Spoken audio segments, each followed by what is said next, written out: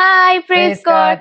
Just want to know that in Genesis chapter 8, verse 11, it says that when the dove returned to him in the evening, there in his beak was a freshly plucked olive leaf.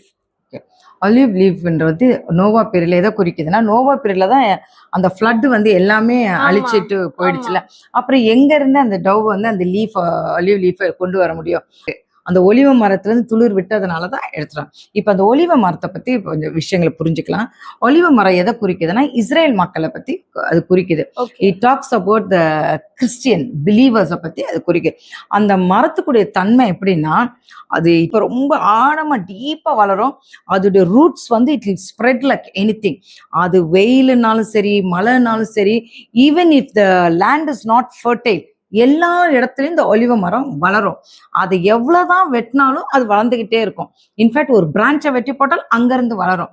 அது ரூட்டோடு அதை பிச்சு போட்டாலும் அது அங்கிருந்து வளர்ந்துட்டே இருக்கும். So அந்த ஒலிவ மரத்துக்குள்ள தன்மையை அழிக்க அழிக்க அழிக்க அது வளர்ந்துக்கிட்டே இருக்கும். அது எந்த கண்டிஷனாக இருந்தாலும் அதை வலிக்கும்.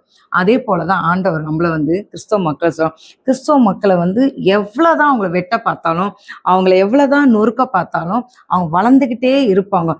ரூட்டோட பிச்சு தூக்கி போடணும்னு நினைச்சா கூட அது வளர்ந்துக்கிட்டே தான் இருக்கும். இதுதான் ஆண்டவர் ஒலிவ மரத்தை ஒரு பிலீவரோட ஆண்டவர் ஒப்பிட்டு பேசுறாங்க. Got it? Thank you. Yeah.